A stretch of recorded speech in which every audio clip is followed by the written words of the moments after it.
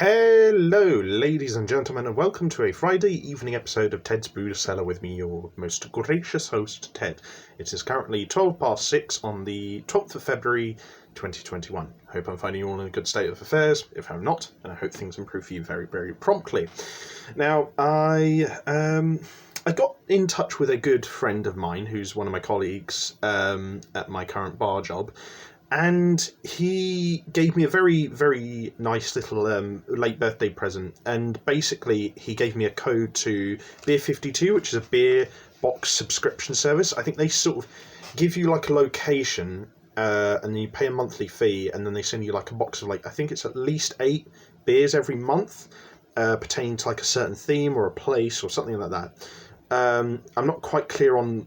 I mean, again, don't quote me on this, but I'm not quite clear on the whole business model. So I'd recommend just looking up their website and researching it for yourself. But anyway, my friend Finn, he got me a free box of Beer 52 beers, and we're going to be reviewing those beers over the next 2 or 2.5 weekends at least. So the first one we're going to be taking a look at is Cake Hole, which is a Black Forest Gateau Cake Stout by Moon Dog Craft Brewery.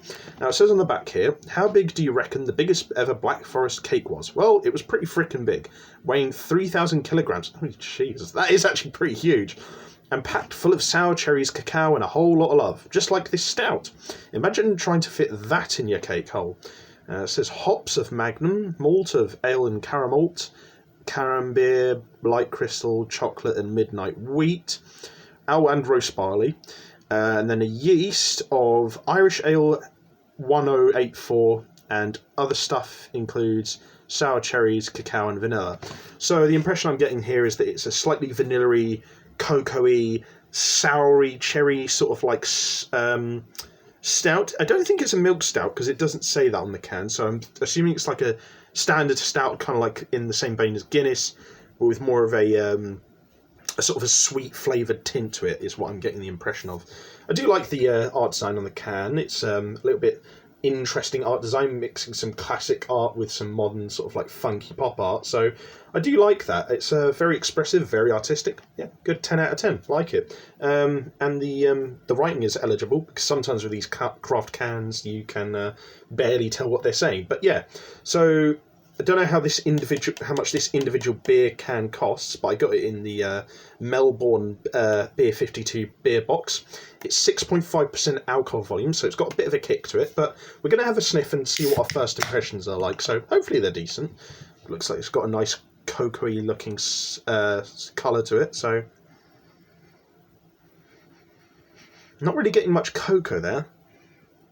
But I'm getting this interesting mix of sour cherry and vanilla, and it does smell nice. It just doesn't. It does feel like it smells a little bit imbalanced, but generally it smells good. So I'm looking forward to this. But yeah, we'll have ourselves a quick palate cleanser of water first.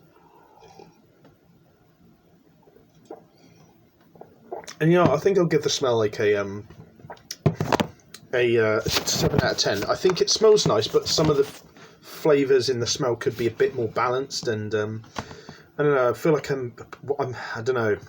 It smells nice, it's just not a smell that blows me away. But anyway, let's taste it and see what it actually tastes like. So, to everyone, especially Finn, bottoms up and have a great weekend.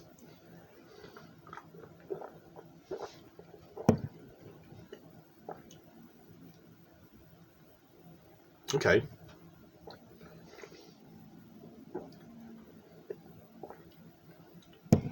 It's interesting because when you first sip it down, you get this initial tint of vanilla, followed by this sour cherry sort of juiciness, and then they intertwine together throughout the rest of the flavour. And then at the end, you get this fizzling little bit of cocoa. So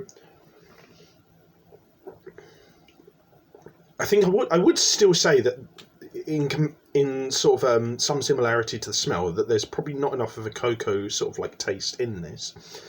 But the way they do implement it in here is pretty good. It's more so used, I think, as a finish sort of smell, or at least that's how I get the impression I get. But it does cut, and while I do think they could have balanced out the flavours a little bit more, because the sour cherry is a little bit overpowering in places, and the vanilla kind of only lasts for the initial bit of the taste.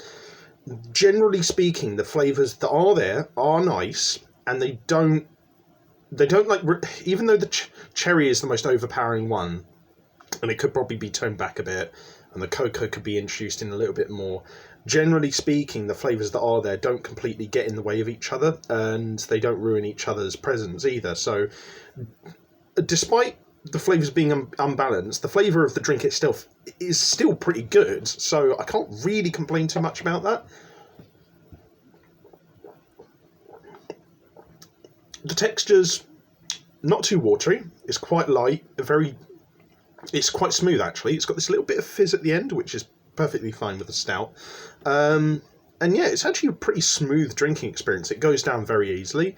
The flavours are very nicely complemented by the simple and very smooth, plain sort of texture. I mean, the texture's not really much to write home about, but generally speaking, this is a nice little stout with a interesting concept of a flavour.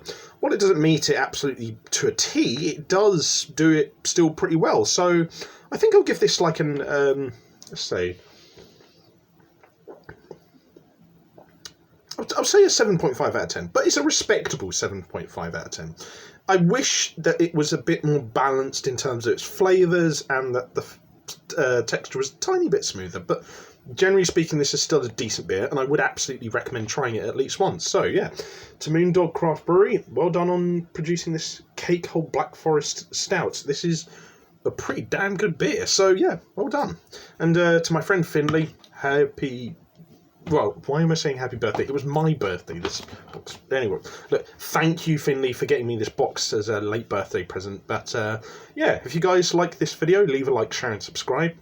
If you have any suggestions for future episodes of Ted's Brew Cellar, leave them in the comments section down below. And if you want to check out anything else I do online, I'll leave the links to all that in the social medias and everything in the video description down below. But until next time, have fun, stay safe with whatever you're doing, don't do anything I wouldn't do, wash your hands, take a mask with you to the shops, drink responsibly, and I'll see you next time at the bar on Ted's Brew Cellar.